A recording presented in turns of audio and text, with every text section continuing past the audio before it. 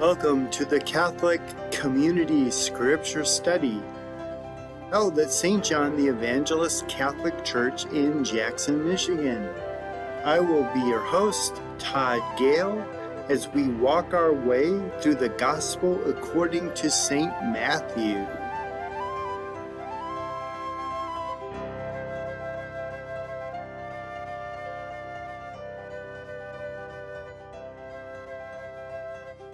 Hello, my friends, and welcome back to the Gospel according to St. Matthew. We're about 24 episodes in, and we're still in chapter 9. I was a little dissatisfied last week with the whole idea of which is easier to say, to walk or that your sins are forgiven. So I did a little research. I looked up about 20 different sources. About 10 of them said it's easier to say walk. About 4 of them say it was easier to say your sins are forgiven, and about half a dozen dodge the question entirely and basically say both are easy to say because God can do both. But one of my favorite is from William Barclay. He's always got great commentary. He says, the people all believed that the man could not get up and walk because he was sinful. The evidence that he was forgiven is the fact that he was healed, right? Because they're tied together. So maybe this is not what is easiest to say, but what is easiest to see? What is easiest to do? And his point is they go hand in hand. Both are easy for God, right? So it's one of those things that is just not really clearly clarified in my mind, which is easier to say. But anyway, we're in the middle of a whole bunch of healings. We've had a Jewish leper, a Gentile centurion servant healed, Jewish Peter's mother-in-law, the calming of the Sea of Galilee with a boat of Jewish men. There's a paralyzed guy who seemed most likely he was a Jew because he was in Capernaum. Oh, and there were the demon-possessed men who may or may not have been Jewish. And then we come now to verse 9 of chapter 9, the call of Matthew, the tax collector. So Jesus is passing by. He sees Matthew. He's sitting at the tax office, and he says, "Follow me." And he arose, another one of those resurrection themes. Matthew arises, just like Jesus rises from the dead. He arose and followed him. The paralytic rose to new life, right? Matthew now rises to a new life as well. Mark's gospel is going to tell us that Matthew is also named Levi. It's a very Jewish name. He was Jewish, and that he's Levi, the son of Alphaeus. Matthew is going to tell us later in chapter 10 that when he lists the disciples, there's another disciple named James the Lesser, to be distinguished from James the Greater, the brother of John. And James the Lesser is also called a son of Alphaeus. Now, I was a little surprised. I'd never seen this before, but one of the commentaries I looked at said that these two are brothers. Matthew and James the Lesser are brothers. I've never heard that before. I thought that was a little odd. I did a little digging. And most of the earliest traditions and most scholars say, no, they are not brothers. They just happen to have a father with the same first name. John and James the Greater are brothers, the sons of thunder, right? We know that because the Gospels tell us that over and over again. John's Gospel tells us very clearly that Peter and Andrew are brothers. That's said over and over again. But nowhere do any of the Gospel writers say that Matthew Levi and James the Lesser are brothers. So I'm tending to believe that they're not, even though they both have a father named Alphaeus. So Matthew's a tax collector, and he follows Jesus as one of his students. This would be a little unsettling to the other disciples. I mean, how do they feel about tax collectors?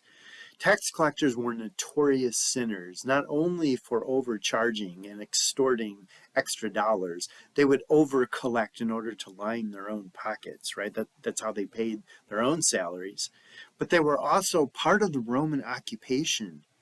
And to make them even more unlikable, a tax collector bid for the tax collecting contract in his particular area. The Romans awarded the contract to the highest bidder.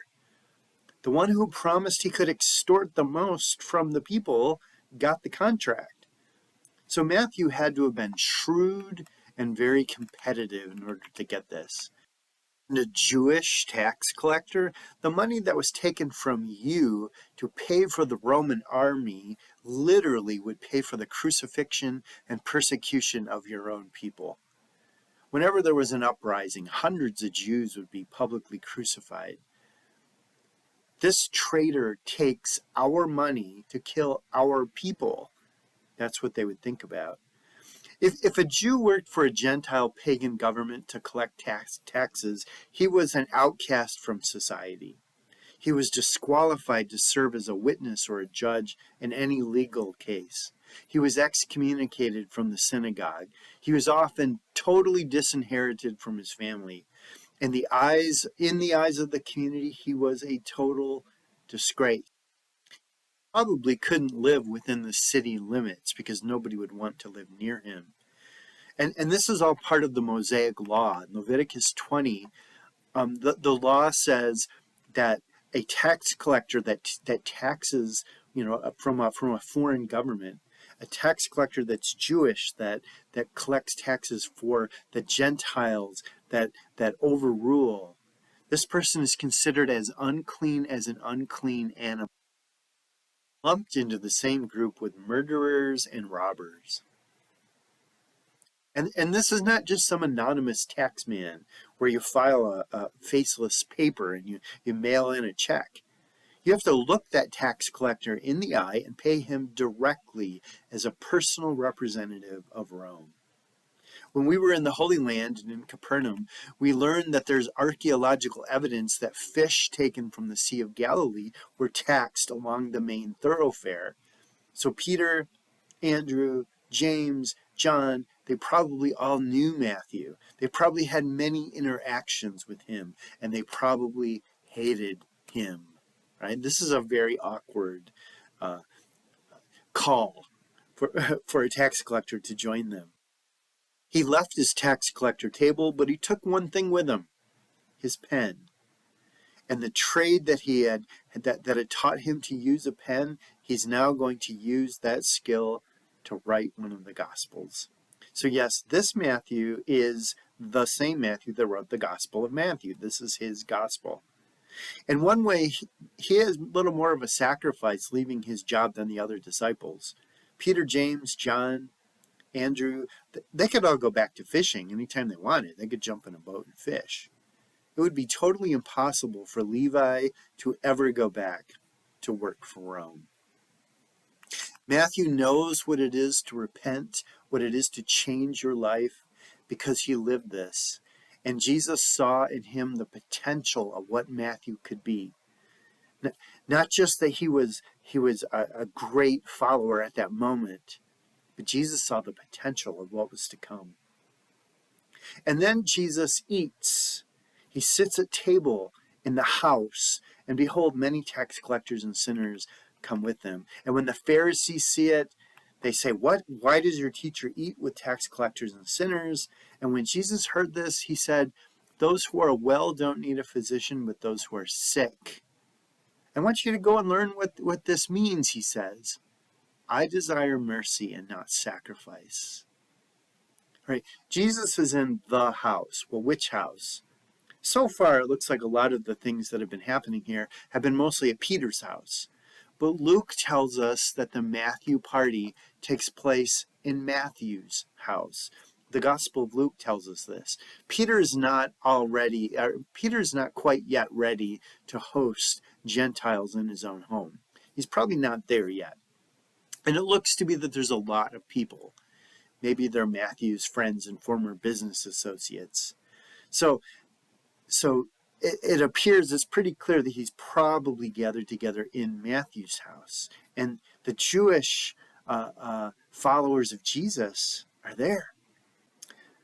And the Pharisees hear about this, and they come and they say, "Why does your teacher eat with tax collectors and sinners?"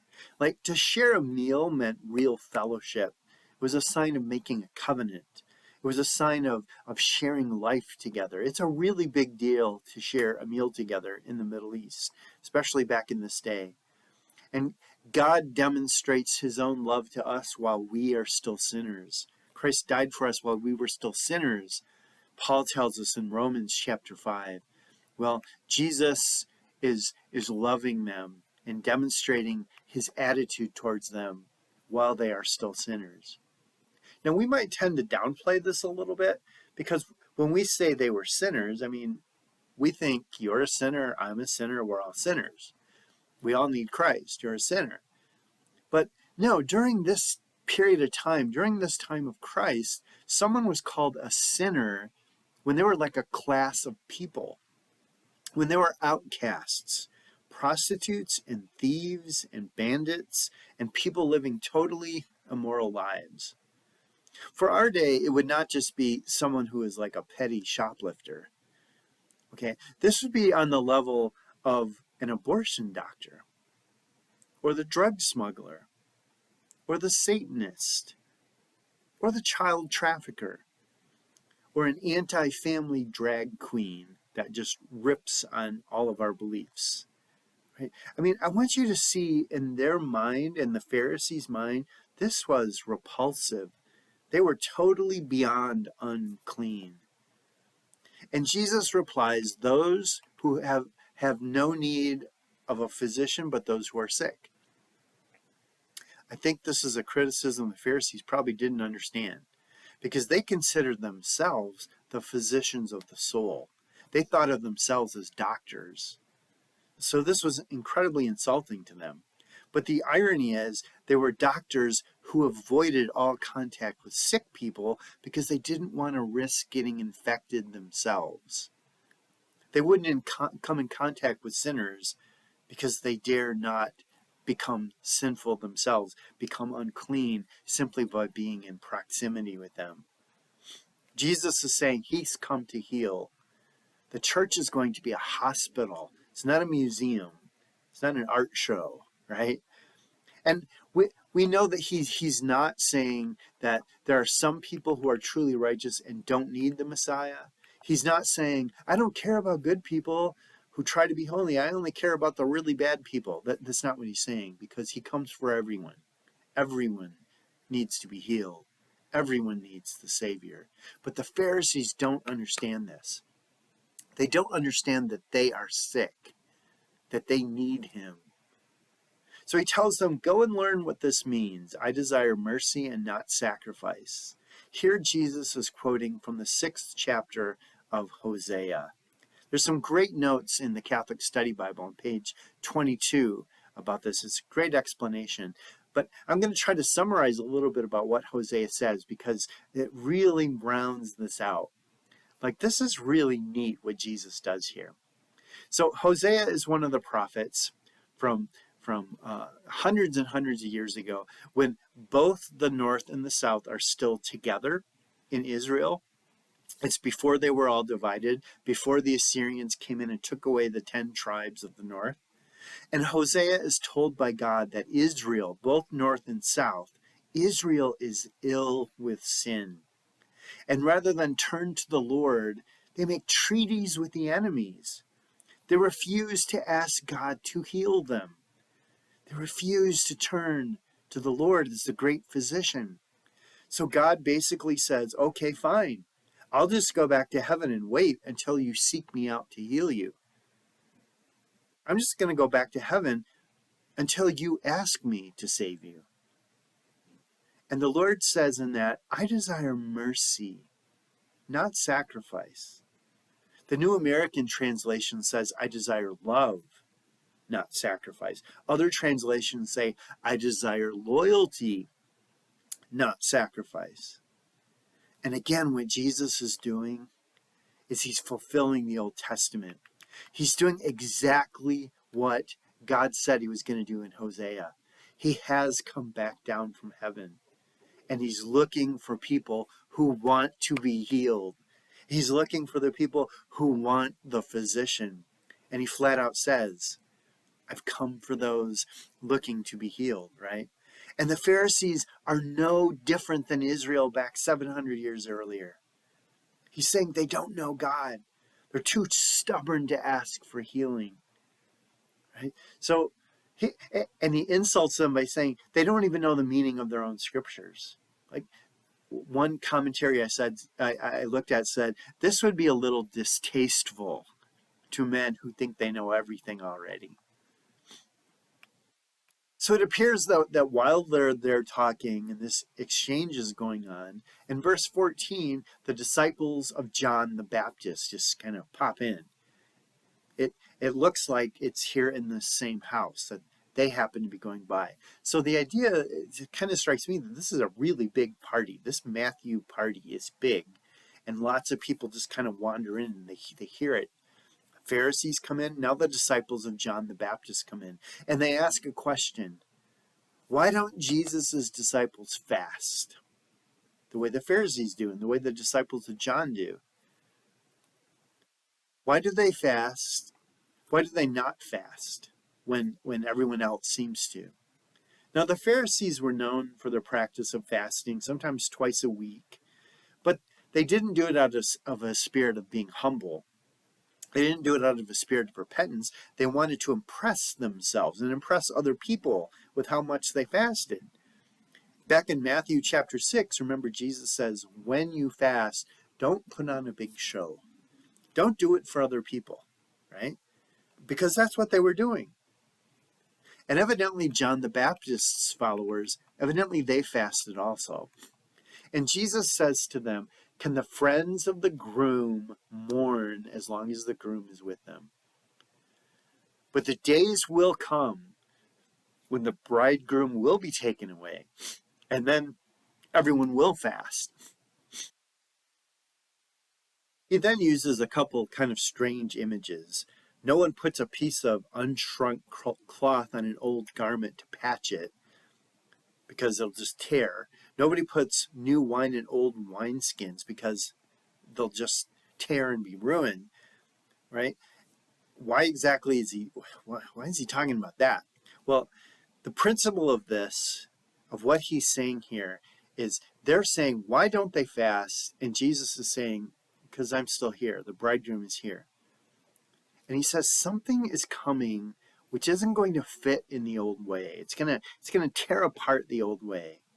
The principle is get used to different, right? To have a quote from The Chosen. To different. Things are going to be different now with the Messiah. Now, one thing, this always bugged me in scripture translation. I never understood this. In America, we don't say bridegroom. We just say the groom. That used to really confuse me. I don't know why. That just totally confused me when scripture says bridegroom. I don't know why we don't just translate it as groom, because that's the way we say it here. But anyway, Jesus's followers do not fast. Jesus is basically saying, because Jesus is not John the Baptist. John's ministry was to prepare for Jesus. So fasting was very good. And John was praying and fasting for the coming of the Messiah. But the disciples of Jesus are living the experience that John was preparing for. They're living with the Messiah now. They don't need to fast because that period of waiting is over. Kind of think of it this way. This is something that was explained to me once. I really like this. Catholics now, today, principally we fast in the season of Lent as we're getting ready for the celebration of Easter, the resurrection of the Lord, right? And typically we fast every Mass prior to Mass. We fast while we await the coming of the Lord in the Eucharist. But after every Mass and after Easter, we're then in a time of celebration and we don't fast anymore because the Lord is with us in a profound way. That's what Jesus is saying. The groom is here. Don't be mourning. Don't be sad. Don't be preparing. The groom has arrived. It's a wedding. It's a time for feasting. It's a time for joy. But the day will come when fasting will be appropriate. and he kind of offers some dark words. The days are going to come when the groom will be taken away. They don't get it yet. They will a little later, right? So what he's saying is John the Baptist fasted because he's waiting in this period of anticipation. But now Jesus is there. The Messiah is there with the disciples. This is not a time to fast. It's a time to feast. Fasting will come later. And then he uses these two images, the new wine and the cloth, right, that gets ripped. So basically all he's saying is if you have some old clothes and there's a hole in it, and the clothes have been washed many times, they've already shrunk, especially in their clothing in their day with wool and cotton and whatever they would have used, silk and things. And if you were to patch it with sewing in a patch of new cloth that had never been washed, and then you go through and you wash it, that new cloth is going to shrink. And when the new cloth shrinks, it's going to pull at the threads, and it's going to rip that tear that you're trying to patch. It's going to rip it all the more. It's going to make it worse. The other image he uses is that you don't put wine into an old wineskin. Okay, wine when it's new, when it's fermenting, it's expanding. Gases are given off, and when the gases give off and it's fermenting, it expands. And the skins that it's placed in are literally like animal skins, like from intestines and stomachs of animals that they would make these wine skins from. And they could expand. I think I had read before, I'm not positive about this, I think I'd read before they could be used twice, but no more than twice. They would just expand too much. And they expand too much, they get too thin, plus they get kind of brittle. And when new wine is added and they've already expanded as far as they can and they're brittle, they're just going to explode. It's going to make a mess. You don't put the new wine in the old skin because it's going to rupture. So what Jesus is saying, he's not going to do things the old covenant way. Things are going to be different. The new stuff is not going to fit into the old covenant. It's not going to fit into the old ways. The new covenant is not going to fit in the old laws of sacrifice. It's not going to fit in those old laws of eating and cleanliness. Jesus didn't come to repair the old covenant. He came to institute a new covenant. Now, on one hand, he does say, I've come not to replace it, but to fulfill it. And who's really fulfilling it? Jesus himself. And the way that he fulfills it, he's saying it's going to be too big for the old covenant. The old covenant would burst if I were to fulfill it here. One of the Bible conferences I'd gone to, one of the speakers talked about this in a very literal sense. If Jesus is the new temple, right?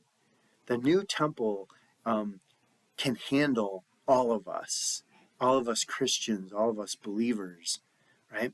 But can you imagine all the Christians of the world trying to fit into the old covenant temple? Like in that building, in that structure, in the city of Jerusalem? There's no way we would fit. We are literally 1 billion strong right now. There's no way we would fit inside that little temple. Even though it was big enough to handle all of the old covenant Jews, it would just rupture. There's no way it could hold all of the new covenant Christians. And I think that's a really cool way of looking at it.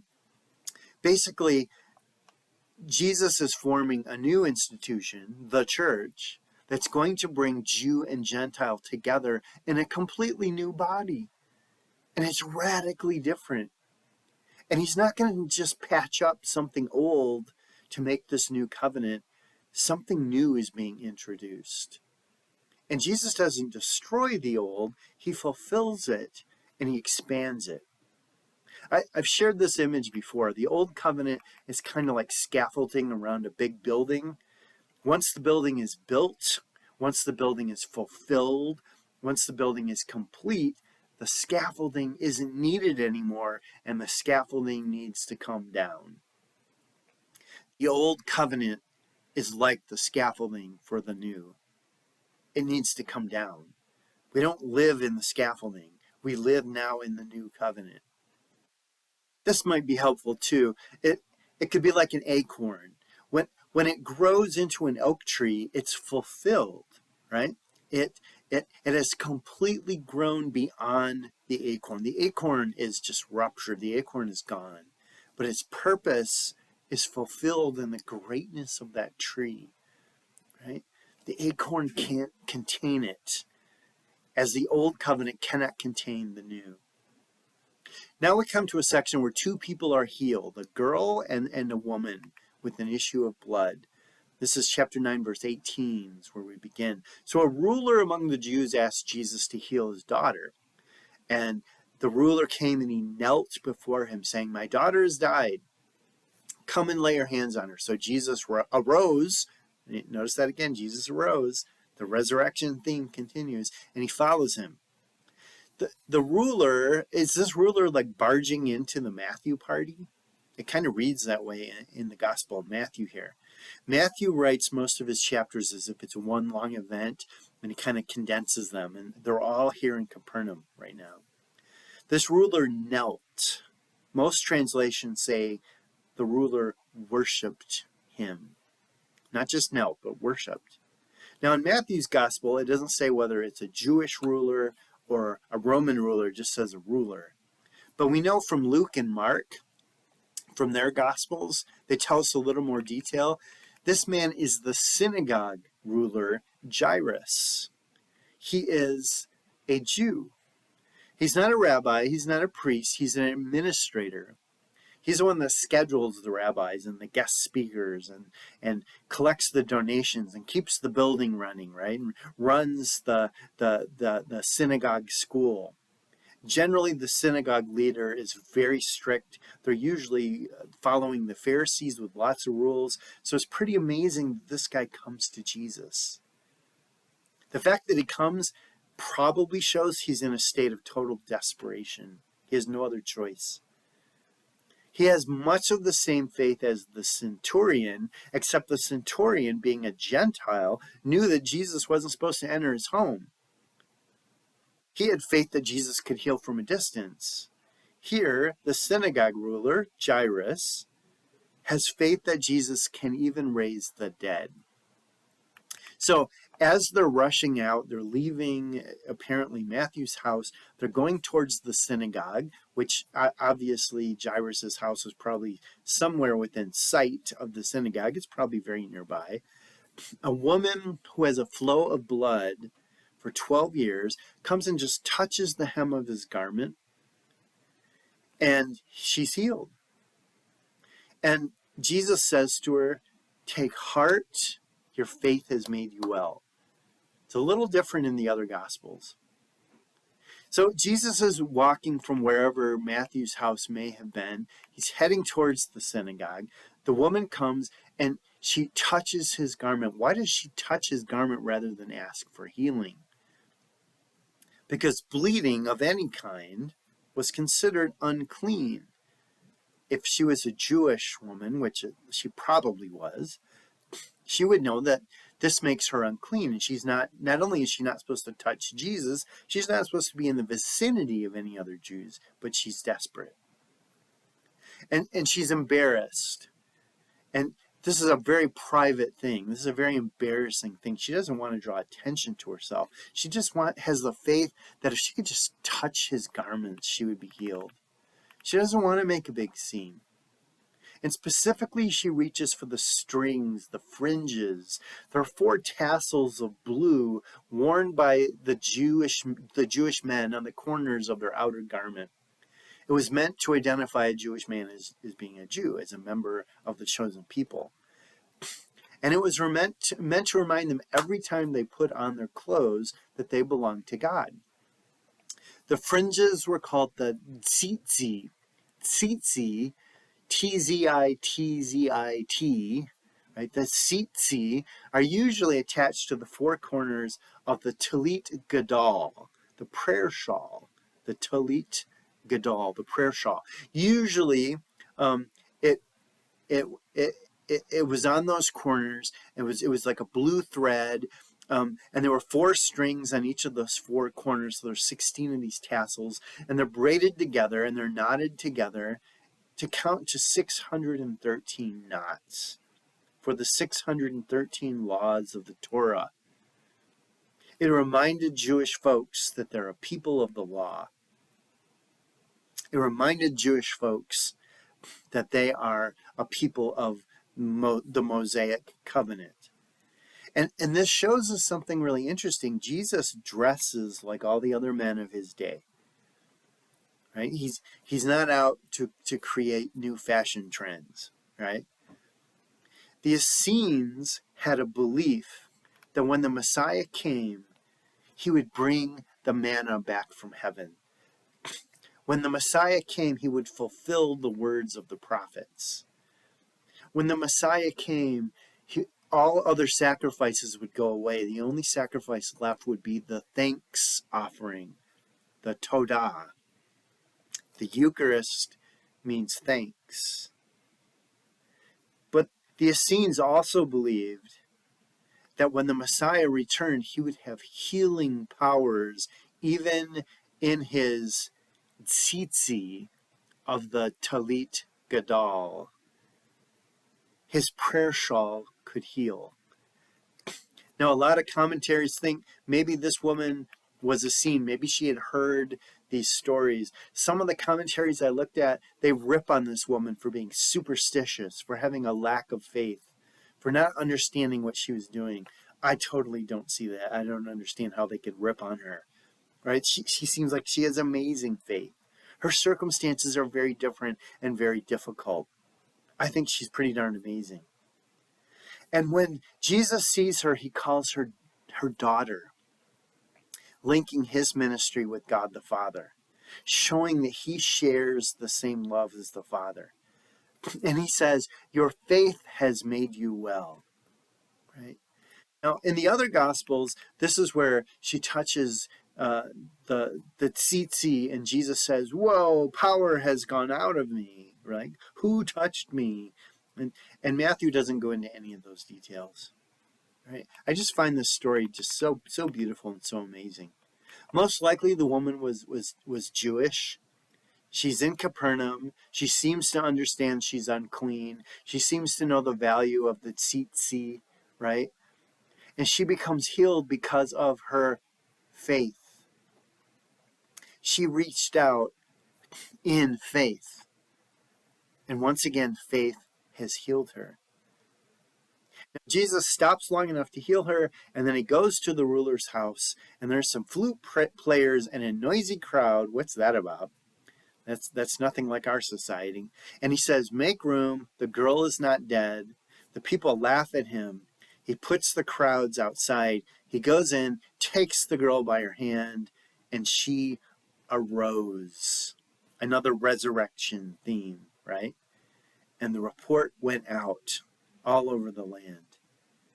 Now, this whole thing of the wailing and the flutes is really strange to us. But it was part of the custom of ancient Israel and other nations of the Near East. They were probably paid mourners. In fact, the Mishnah said professional mourners were to be hired even by the poorest families, not less than 2 flutes and 1 wailing woman. Isn't that funny? I wonder how you get the job of being a wailing woman, you know? And the flautists did not have, that was the only thing they could be used for, I guess, is for funerals. Well, so this Jewish girl, she's dead. And the mourner's already there. And if her dad was the synagogue leader, right, then she definitely was Jewish. And Jesus comes in, he shoos everybody else out, and he touches her by hand. And again, it's not her faith that heals her, just like has happened a few times before. It's the faith of the Father that heals her. Now, this is the first time we have someone raising from the dead in Jesus' ministry. This is pretty amazing. And again, it's a Jewish girl. She couldn't ask for healing because she was dead. Isn't that amazing? So we're going to pick up next week as we're going to end this section of 10 healings. We're going to kind of take a preview backward and just look at them. Look at the way the healings all took place and the context with why Matthew put them where he did and what exactly he's doing. And then, this gets really exciting as we move forward. So God bless you. Continue reading the Gospel of Matthew and continue walking closer and closer to the Lord. Don't forget daily prayer, all right? It's so important. God bless you, everyone. See you soon.